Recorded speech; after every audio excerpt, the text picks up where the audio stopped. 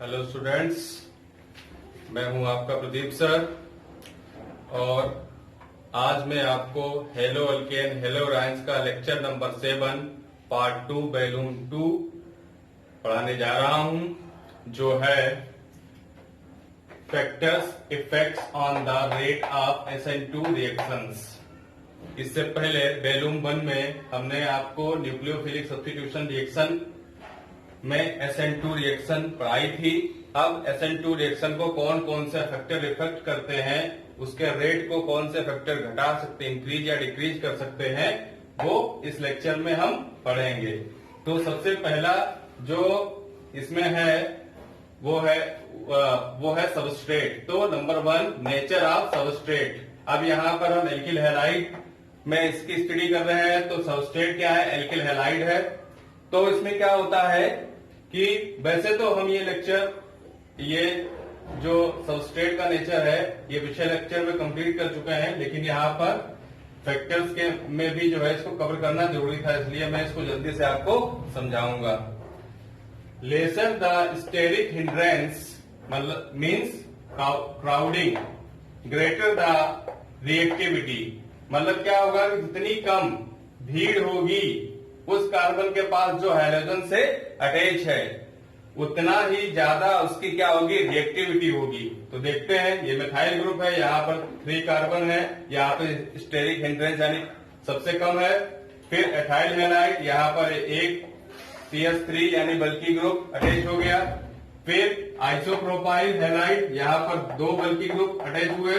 और फिर tert butyl halide, यहाँ पर 3 बल्की ग्रुप अटैच हुए। तो ये जो बल्की ग्रुप है, ये हैलाइड है, ये क्या हो रहे हैं? नंबर 1 by 1 इंक्रीज हो रहे हैं। वैसे ही इनकी रिएक्टिविटी, बल्की ग्रुप क्या हो रहा है? इंक्रीजिंग ऑर्डर में है, तो इसकी रिएक्टिविटी क्या है? डिक्रीजिंग ऑर्डर में है। यानी कि सबसे ज्यादा जो है रिएक्टिव कौन सा होगा? Methyl halide. कौन सा होगा? Methyl halide. देखिए यहाँ पे लिखा हुआ मोर रिएक्टिव। फिर कौन सा होगा? एथाइल हैलाइड, जो कि 1 डिग्री है। इस मतलब मेथिल हैलाइड से कम रिएक्टिव कौन सा होगा? एथिल हैलाइड, जो 1 डिग्री है। उससे कम कौन सा होगा? आइसोप्रोपाइल हैलाइड, जो 2 डिग्री है। और लेस रिएक्टिव कौन सा होगा? 3rd degree, tert butyl halides. ऐसा क्यों होता है? ऐसा स्टेरिक हिंड्रेंस के कारण होता है। ठीक है, ये सारी चीजें मैं आपको पिछले लेक्चर में पढ़ा चुका हूं। आप चाहे तो डिस्क्रिप्शन में जाके वहां से आप लिंक, पिछले लेक्चर का लिंक देख सकते हैं और वहां से इसको पढ़ सकते हैं। अब मैं सेकेंड वाला बताने जा रहा हूं, पहले आप इसको नोट कर लीजिए। Second, nature of leaving group. Leaving group यहाँ पे क्या है? Halide as a leaving group काम कर रहा है, तो इसीलिए ब्रैकेट में लिखा है हैलाइड लिविंग ग्रुप है। यहाँ पे क्या है? In alkyl halide alkyl iodide undergoes nucleophilic substitution at the fastest rate, alkyl fluoride the slowest. यानी कि जो एल्किल हैलाइड्स है, इसमें एल्किल आयोडाइड जो है वो न्यूक्लियोफिलिक सब्स्टिट्यूशन के रेट को क्या करेगा? बढ़ाएगा, फास्ट करेगा। क्या करेगा? फास्ट करेगा। जबकि एल्किल फ्लोराइड क्या करेगा? रेट को स्लोएस्ट करेगा, यानी कि स्लो करेगा। अब यहाँ पर increasing rate of SN2 by alkyl halide लिखा हुआ है, तो लीस्ट रिएक्टिव कौन सा है? RF यानी कि एल्किल फ्लोराइड। फिर उससे ज्यादा रिएक्टिव कौन सा है? Alkyl chloride. और उससे ज्यादा कौन सा है? Alkyl bromide. और सबसे ज्यादा रिएक्टिव कौन सा है? Alkyl iodide. तो यहां पर ये इंक्रीजिंग ऑर्डर में लिखा हुआ है। तो इसमें जो है यहां पर ऐसा क्यों है? ऐसा इसलिए है, यहां पर जो अच्छा गुड लिविंग ग्रुप होगा, जो अच्छा लिविंग ग्रुप होगा, उसमें क्या होना चाहिए? उसका साइज भी बड़ा होना चाहिए। तो अब हम देखते हैं कि जैसे हमने देखा कि एल्किल फ्लोराइड है, ठीक है, एल्किल फ्लोराइड की डिस्टेंस कितनी है? कार्बन और फ्लोरीन की इस तरीके से है, और एल्किल फ्लोराइड की इतनी, और फिर एल्किल ब्रोमाइड की इतनी, और एल्किल आयोडाइड की इतनी। तो जब डिस्टेंस ज्यादा हो जाएगी तो क्या हो जाएगा? लिविंग ग्रुप भी क्या करेगा? जल्दी जल्दी जो है छोड़ के चला जाएगा, यानी कि लीव कर जाएगा सबस्ट्रेट को, क्योंकि उसकी क्या है? कार्बन से डिस्टेंस ज्यादा है। और जैसे जैसे हम लोग जो है हैलोजन के ग्रुप में जाएंगे पीरियोडिक टेबल में, तो हम क्या देखेंगे, फ्लोरीन से आयोडीन तक जैसे जैसे नीचे जाएंगे हर एक पीरियड में जाने पे एक सेल इंक्रीज कर दिया है, नंबर ऑफ सेल इंक्रीज होगा तो क्या होगा, नंबर ऑफ एटम का साइज भी बढ़ता जाएगा। तो साइज बढ़ेगा तो इसलिए जो बिगर एटम होगा वो ज्यादा इजिली क्या करेगा, लीव कर जाएगा सबस्ट्रेट से। तो यहाँ पे क्या हुआ, ये लीस्ट रिएक्टिव है और ये मोर रिएक्टिव है। दूसरी चीज जो तो वही चीज यहाँ पे मैंने लिखी हुई है कि iodine has the weakest bond to the carbon and I minus is the best leaving group and fluorine has the stronger bond to carbon and F minus is the poorest leaving group. जब distance जितनी ज्यादा होगी उतना ही क्या होगा, कि जो है डिस्टेंस ज्यादा होगी तो उतना ही ज्यादा जल्दी जो है क्या करेगा, सबस्ट्रेट को छोड़ के क्या चला जाएगा, लिविंग ग्रुप चला जाएगा। तो इसीलिए डिस्टेंस ज्यादा और तो क्या हुआ, बॉन्ड भी वीक होगा, और डिस्टेंस कम है तो बॉन्ड भी क्या होगा, स्ट्रांग होगा। अब हम बात कर लेते हैं जो बेसिसिटी है वो भी जो है लिविंग ग्रुप को जो है लिविंग ग्रुप एबिलिटी के साथ जो है क्या करती है, कनेक्ट करती है। किस तरीके से कनेक्ट करती है, देखिए F is the strongest base, F minus जो है वो स्ट्रॉन्गेस्ट बेस है, और iodine ion is the weakest B, यानी कि जो F माइनस है वो स्ट्रॉन्गेस्ट बेस होता है और जो आयोडीन निगेटिव है वो क्या होता है, वो वीकेस्ट बेस होता है। अब पिछले लेक्चर में याद कीजिए मैंने कहा था कि सबस्ट्रेट जो होना चाहिए उसके साथ में जो है वीक बेस जो है अटैच होना चाहिए, और जो अटैकिंग एजेंट होगा यानी न्यूक्लियोफाइल होगा वो स्ट्रांग बेस होना चाहिए, तभी तो स्ट्रांग बेस जो है वीक बेस को वहां से हटाएगा, रिएक्शन से सबस्ट्रेट से हटा के खुद जो है बॉन्ड बना लेगा। तो ये, और हम पीरियोडिक टेबल में जाएं तो हम जब ग्रुप में जाते हैं तो हम देखते हैं कि जो बेसिसिटी है वो फ्लोरीन से आयोडीन तक जो है क्या होती है, डिक्रीज करती है। फ्लोरीन सबसे ज्यादा बेसिक होता है, फ्लोरीन माइनस, और आयोडीन माइनस सबसे कम क्या होता है, वीकेस्ट बेस होता है। तो इसका ऑर्डर ऑफ बेसिसिटी यहाँ पे लिखा हुआ है, मोर बेसिक कौन है, F माइनस, फिर उससे कम बेसिक कौन सा है, Cl माइनस, उससे कम कौन सा है, Br माइनस, और सबसे कम कौन सा है, आयोडाइड माइनस।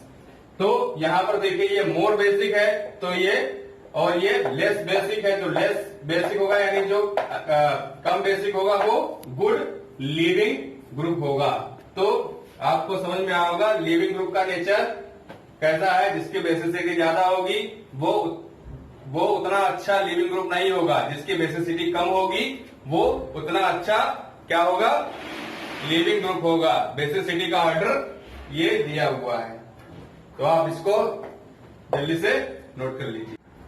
स्टेरिक हिंड्रेंस और लिविंग ग्रुप से रिलेटेड एनसीईआरटी में एग्जाम्पल दिया हुआ है, चलिए वो एग्जाम्पल हम लोग देखते हैं। Example number 10.6, in the following pair of halogen compounds which would undergo SN2 reaction faster, यानी कि ये जो वो दिए गए हो पेयर दिए गए हैं, इसमें से इस पेयर में कौन सा और इस पेयर में कौन सा फास्टर हैलोजन कंपाउंड है। तो आंसर देखिए,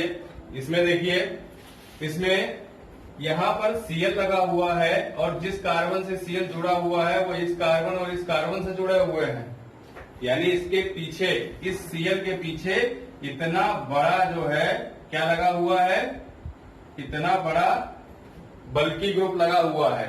अब ये अटैक करेगा तो क्या कर पाएगा, नहीं कर पाएगा। क्यों? क्योंकि यहाँ पर हिंड्रेंस यानी कवॉट ज्यादा है, तो इस कार्बन के ऊपर जो है इसको अटैक करना है, और यहाँ पर क्या है, भीड़ भाड़ बहुत ज्यादा है। अब यहाँ पे देखिए जरा, यहाँ पर जो है ये H और ये H, यहाँ पर न्यूक्लियोफाइल क्या करेगा, आराम से अटैक कर लेगा। क्यों? क्योंकि यहाँ पर इस कार्बन जो इससे जुड़ा हुआ है उस पे जो है भीड़ तो ज्यादा है, लेकिन यहाँ पे थोड़ी सी जगह भी है क्योंकि ये फर्स्ट डिग्री है। तो ये क्या है, फर्स्ट डिग्री हैलाइड है। और इसमें देखते हैं ये आयोडाइड है, 1 कार्बन 2 कार्बन 3 कार्बन 4 कार्बन, यानी ये 4 कार्बन वाला आयोडाइड है और ये 4 कार्बन वाला Cl है। इन दोनों में फास्टर कौन सा होगा, फास्टर कौन सा होगा, आयोडीन वाला। क्यों? क्योंकि मैंने बताया था कि बेटर लीविंग ग्रुप इस दोनों हैलाइड है। अब दोनों में बेटर लीविंग ग्रुप कौन सा है, कौन जल्दी सबस्ट्रेट को छोड़ के जाएगा? तो सबस्ट्रेट को छोड़ के जल्दी वही जाएगा जिसका साइज बड़ा होगा। और फ्लोरीन और आयोडीन में साइज किसका बड़ा है, आयोडीन का साइज बड़ा है। देखिए लार्ज साइज के कारण ये बेस्ट लिविंग ग्रुप है। और दूसरी चीज क्या है कि यहां पर I- क्या है, सबसे कम बेसिक है हैलोजन में, इसकी बेसिसिटी भी कम है, इसके कारण भी ये क्या है, बेस्ट लिविंग ग्रुप है। तो ये एग्जांपल आपको समझ में आ गया। जल्दी से ये एग्जांपल कर लीजिए, फिर मैं आपको अगला जो है फैक्टर बताता हूं, फैक्टर नंबर 3 बताता हूं, ये भी नोट कीजिए। Number 3, nature of the nucleophile. Number 3 क्या है, फैक्टर न्यूक्लियोफाइल है, यानी न्यूक्लियोफाइल का नेचर कैसा होना चाहिए। उससे पहले हम लोग न्यूक्लियोफिलिसिटी टर्म यहाँ पे मैंने इंट्रोड्यूस किया है, इसके बारे में जानते हैं। न्यूक्लियोफिलिसिटी क्या होती है? It is the ability of a group with a lone pair to form bond with electron deficient species, यानी कि एक ऐसा ग्रुप होता है जिसके पास लोन पेयर होते हैं और वो जो है इलेक्ट्रॉन डिफिशिएंट स्पीसीज से बॉन्ड बनाने की एबिलिटी रखता है। या सिंपल वर्ड्स में कहें तो क्या होता है कि न्यूक्लियोफिलिसिटी न्यूक्लियोफाइल की वो एफिनिटी होती है, यानी कि वो क्षमता होती है जो सबस्ट्रेट से बॉन्ड बनाने पर डिपेंड करती है। यानी कि सबस्ट्रेट पे न्यूक्लियोफाइल कितनी तेजी से अटैक करता है, यही क्या कहलाता है, न्यूक्लियोफिलिसिटी कहलाता है। जितनी उसकी इंटेंसिटी होगी अटैक करने की सबस्ट्रेट पे, वही उसकी क्या होगी, न्यूक्लियोफिलिसिटी होगी। आइए नेक्स्ट पॉइंट पढ़ते हैं। Stronger the nucleophile greater will be the rate of reaction. अगर न्यूक्लियोफाइल स्ट्रॉन्गर होगा, अगर न्यूक्लियोफाइल क्या होगा, स्ट्रॉन्गर होगा, तो रेट ऑफ रिएक्शन पे क्या फर्क पड़ेगा, greater will be rate of reaction, यानी कि रिएक्शंस का रेट क्या हो जाएगा, वो इंक्रीज कर जाएगा अगर स्ट्रॉन्ग न्यूक्लियोफाइल हो तो यहां पर the order of increasing strength of nucleophiles is, यहां पे मैंने जो है ऑर्डर दे रखा है न्यूक्लियोफाइल्स का। देखिए कौन कौन से न्यूक्लियोफाइल्स हैं। सबसे ज्यादा स्ट्रॉन्ग न्यूक्लियोफाइल कौन है, Cn, उससे कम RO नेगेटिव, Cn माइनस, उससे कम RO नेगेटिव, उसके बाद कौन कम है, OH माइनस, और लास्ट में वाटर। ये इंक्रीजिंग ऑर्डर है, यानी कि सबसे लोएस्ट वाला सबसे पहले और सबसे ज्यादा वाला सबसे बाद में। तो ये तो मैंने आपको कुछ न्यूक्लियोफाइल्स के ऑर्डर बताए हैं। अब मैं आपको एक टेबल दिखाता हूं जिसमें कुछ और न्यूक्लियोफाइल्स भी दिए हुए हैं। तो टेबल आ जाओ टेबल, कहां गई टेबल, अरे टेबल जल्दी से आओ भाई, आ जाओ टेबल आओ, हाँ आ गई टेबल। ये देखिए, ये टेबल्स में न्यूक्लियोफाइल्स दिए हुए हैं और ये भी दिया हुआ कौन सा अच्छा न्यूक्लियोफाइल है, कौन सा पुअर है, कौन सा गुड है, इस टेबल से आपको पता चल जाएगा। तो ये टेबल आपको दिख रही है, इस टेबल में आप लोग देख लीजिएगा। ठीक है, अब हम बात कर लेते हैं नेक्स्ट पॉइंट की। नेक्स्ट पॉइंट क्या कहता है, the order of nucleophilicity in halide is. तो न्यूक्लियोफिलिसिटी का जो ऑर्डर हैलाइड में होता है वो क्या होता है, सबसे स्ट्रांग न्यूक्लियोफाइल है आयोडीन निगेटिव, उससे कम कौन सा है, Br निगेटिव, उससे कम कौन सा है, Cl निगेटिव, और सबसे लीस्ट न्यूक्लियोफाइल कौन सा है, फ्लोरीन निगेटिव।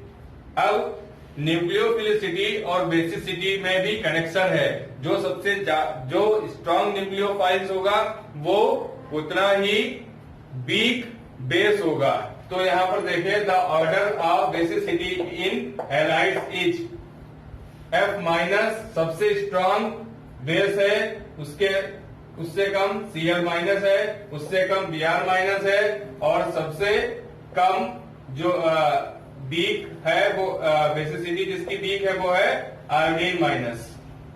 तो यहां पे हम देख लेते हैं iodine minus is the least basic of the halide ion but is the most nucleophilic, यानी कि जो आयोडीन है वो लीस्ट बेसिक है लेकिन सबसे स्ट्रॉन्ग क्या है, स्ट्रॉन्ग इलेक्ट्रोफाइल है। इसी तरीके से F minus is the most basic halide in halide ion but the least nucleophile, यानी कि F माइनस क्या है, स्ट्रॉन्ग बेस है लेकिन उतना ही वीक न्यूक्लियोफाइल है। फिर बात कर लेते हैं कुछ और फैक्टर्स के बारे में जो negatively charge stronger nucleophile than neutral nucleophiles. तो इससे पहले के लेक्चर्स में मैं न्यूक्लियोफाइल्स के बारे में आपको पढ़ा चुका हूं, वो उसका डिस्क्रिप्शन आपको नीचे मिल जाएगा। न्यूक्लियोफाइल्स दो टाइप के मैंने बताए थे, निगेटिव चार्ज न्यूक्लियोफाइल और न्यूट्रल न्यूक्लियोफाइल। तो यहाँ पर बेटर न्यूक्लियोफाइल कौन है, दोनों में बेटर न्यूक्लियोफाइल है जिसके ऊपर निगेटिव चार्ज होता है। वो कैसा, स्ट्रांग है, किस न्यूक्लियोफाइल से, न्यूट्रल न्यूक्लियोफाइल से। निगेटिव चार्ज वाले न्यूक्लियोफाइल ज्यादा स्ट्रांग होते हैं।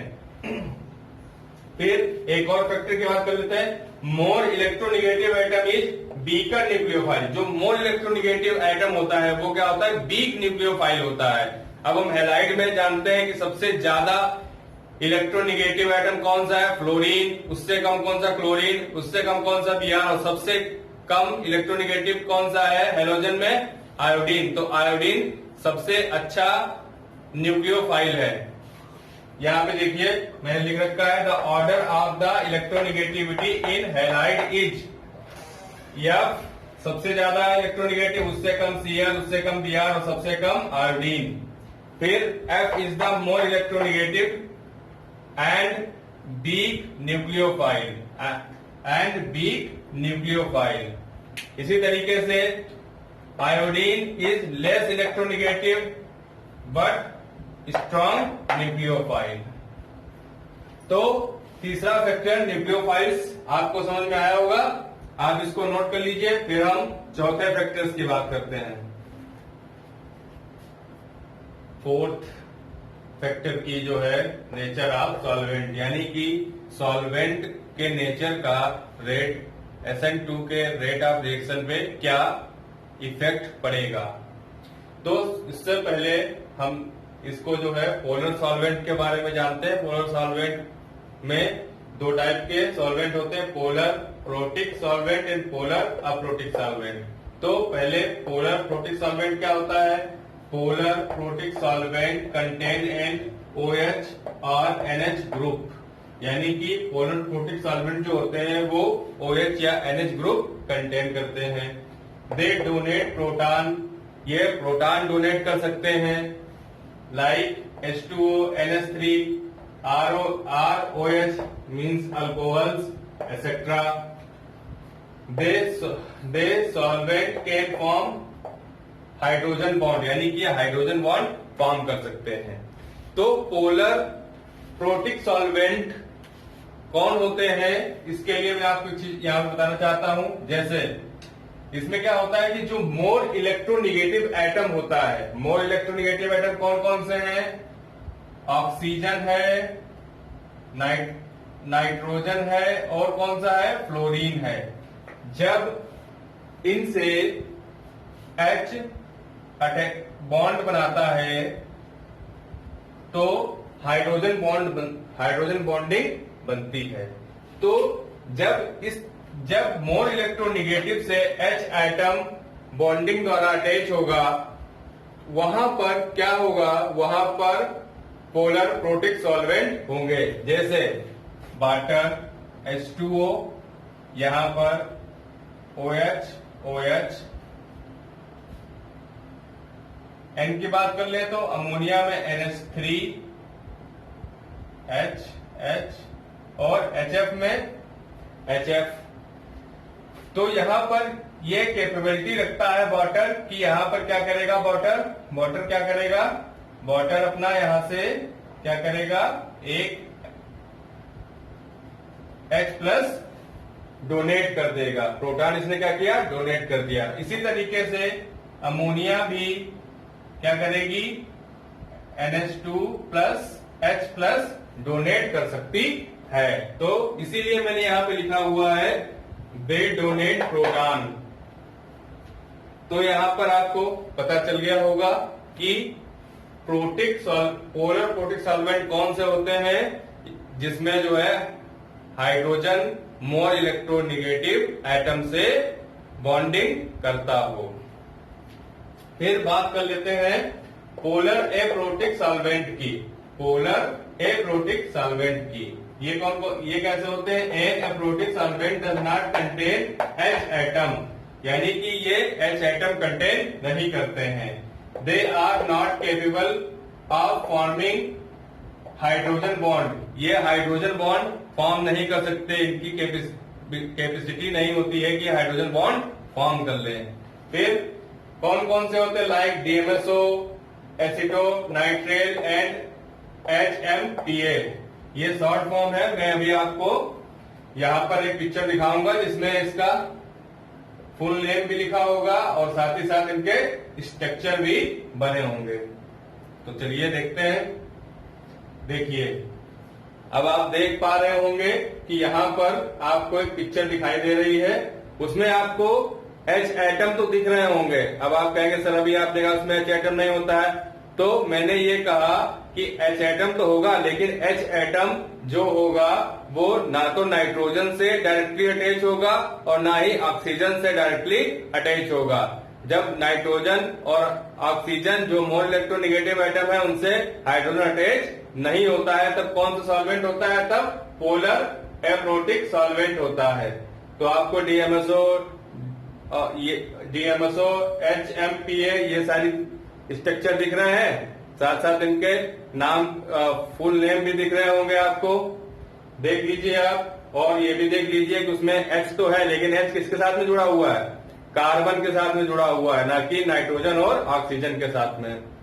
अच्छे से देखिए। चलिए बात करते हैं नेक्स्ट पॉइंट की।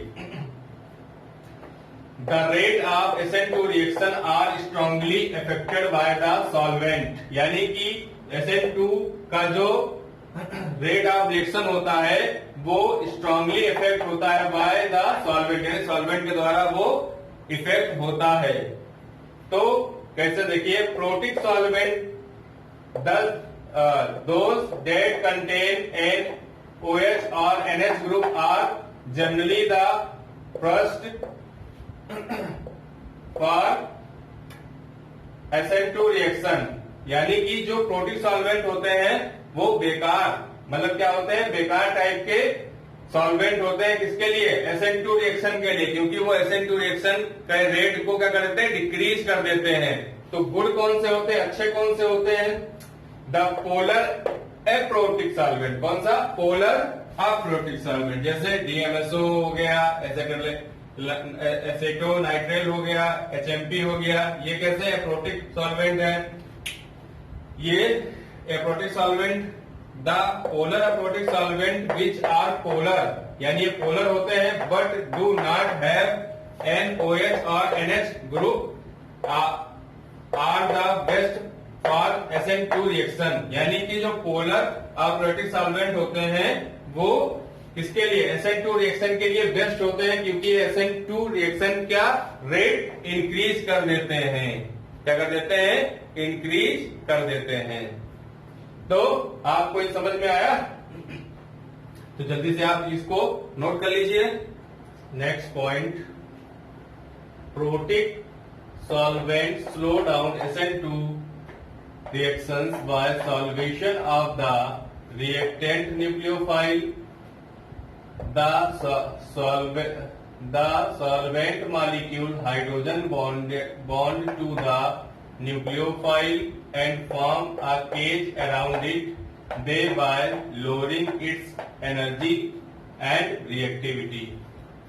तो प्रोटिक सॉल्वेंट क्या करते हैं, स्लो डाउन करते हैं किसको, SN2 रिएक्शन को बाय सॉल्वेशन। सॉल्वेशन क्या होता है, देखिए सॉल्वेशन क्या होता है कि जैसे हमने कोई न्यूक्लियोफाइल लिया, क्या लिया, न्यूक्लियोफाइल लिया और उसके ऊपर माइनस चार्ज है। अब यहाँ पर मैंने सॉल्वेंट कौन सा लिया है, अल्कोहल लिया हुआ है। कौन सा सॉल्वेंट लिया है, अल्कोहल लिया हुआ है। तो ये अल्कोहल है।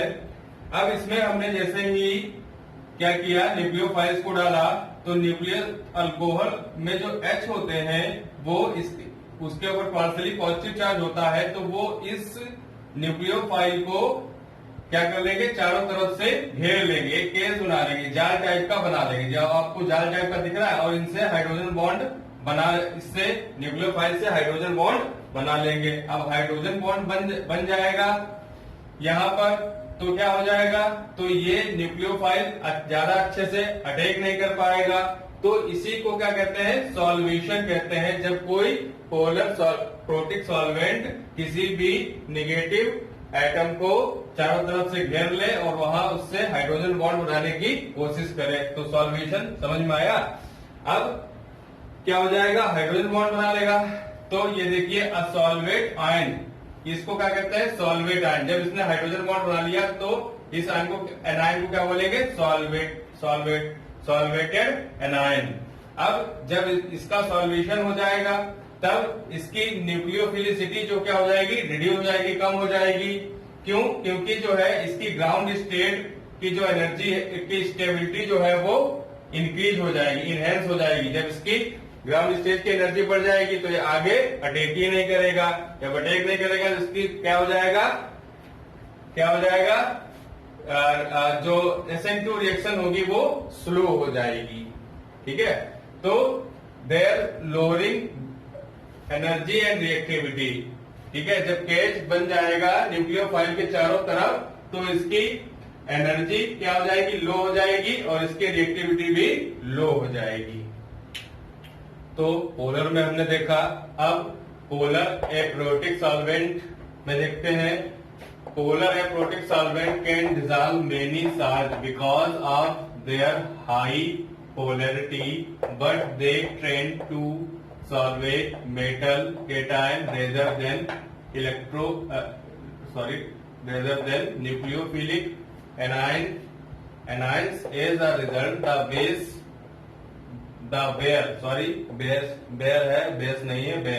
the bare unsolvated anions have a greater nucleophilicity for SN2 reactions. मैं इसको समझाता हूं आपको। क्या होता है कि जो पोलर अप्रोटिक सॉल्वेंट है वो बहुत सारे साल्ट्स को अपने में डिसॉल्व कर सकते हैं, क्योंकि उनकी पोलैरिटी हाई होती है। लेकिन ये केवल सॉल्वेट करते हैं मेटल केटाइन को, न्यूक्लियोफाइल्स को ये सॉल्वेट नहीं करते। किसको कहते हैं, मेटल केटाइन को। न्यूक्लियोफाइल एनायन को ये सॉल्वेट नहीं करते हैं। तो फिर ये क्या, फिर द बेयर का यहाँ मतलब है मात्र, यानी केवल अनसॉल्वेटेड एनायंस क्या करते हैं, न्यूक्लियोफिलिसिटी को क्या कर देते हैं, इंक्रीज कर देते हैं। इससे रेट ऑफ SN2 क्या जाता है, इंक्रीज हो जाता है। ठीक है, तो नेक्स्ट पॉइंट देखिए, protic solvents which decrease the rate of SN2 reactions, यानी जो प्रोटिक सॉल्वेंट होते हैं उनको क्या करते हैं, rate of reaction SN2 reaction को क्या करते हैं, डिक्रीज करते हैं। जबकि high aprotic solvent increase the rate of SN2 reaction. Aprotic solvent क्या करते हैं, SN2 रिएक्शंस के रेट को क्या करते हैं, इंक्रीज करते हैं। एक रिएक्शन से मैं आपको समझाऊंगा तो आपको अच्छे से समझ में आएगा। देखिए, ये एक रिएक्शन है जहां पर हमने क्या किया है, एल्किल ब्रोमाइड लिया है, इसको एजाइड आयन। ये क्या है, एजाइड आयन है। ये क्या है, एजाइड आयन है। क्या है ये, एजाइड आयन, एजाइड आयन। क्या है ये? एजाइड आयन है। इसके साथ में रिएक्शन कराई तो न्यूक्लियोफाइल निकल गया। अब यहाँ पर हमने अलग अलग सॉल्वेंट में रिएक्शन कराई। पहले हमने किसके साथ में? Polar solvent. यहाँ तक ये दो जो सॉल्वेंट हैं, ये मैं रेड कलर से कर रहा हूँ, इसमें टिक लगा रहा हूँ, ये कैसे हैं? पोलर हैं। ये कैसे हैं? पोलर हैं। और जिनको मैंने ग्रीन से टिक लगाया है वो कैसे हैं? वो कैसे हैं? वो पोलर अप्रोटिक है। मतलब रेड वाले जो टिक लगे हुए हैं वो कैसे हैं? पोलर प्रोटिक है। और जिनमें ग्रीन वाले से टिक लगा हुआ वो पोलर एप्रोटिक है। तो जब हमने इस रिएक्शन को CH3CHO यानी मेथेनॉल में कराया तो हमने रिलेटिव रिएक्टिविटी पाई 1। अब फिर उसके बाद हमने जो है वाटर के साथ में कराया तो जो ये रिएक्शन मेथेनॉल के साथ हो रही थी उससे 7 टाइम्स ज्यादा जल्दी से किसके साथ हुई? H2O के साथ में हुई। अब जब हमने DMSO लगाई, देखिए यहाँ पे 7 से सीधे कहा पहुंच गई? 1300 पे। कहा पहुंच गई? 1300 पे। ये पोलर अप्रोटिक है, यानी कि वाटर से DMSO में कितनी पहुंच गई? सीधे कितने टाइम्स? 1300 टाइम्स। और फिर DMSO लिया तो 2800 टाइम्स। और जब CH3CN लिया तो 5000 टाइम्स। और जब HMPA लिया तो जो है ये इसके कंपैरिजन में कितने? 2 लाख टाइम्स। 2 लाख टाइम्स जो है इसकी रिएक्टिविटी बढ़ गई। तो ये रिएक्टिविटी ऑर्डर है, डिक्रीजिंग से इंक्रीजिंग की तरफ जा रहा है। यानी कि जब हमने इसको मेथनॉल में कराया और HM पे कराया तो इसके कंपैरिजन में 2 लाख ज्यादा टाइम जल्दी से ये रिएक्शन HMPA में हुई। तो factor effecting on the rate of SN2 reactions lecture आज हमारा यहाँ पे खत्म होता है। ये वीडियो आपको अच्छा लगा होगा, उसके लिए आप लाइक कीजिएगा। अगर आप हमारे चैनल पे नए हैं तो चैनल को सब्सक्राइब कीजिएगा। और साथ ही साथ नेक्स्ट वीडियो में मैं आपको SN1 लेक्चर पढ़ाऊंगा।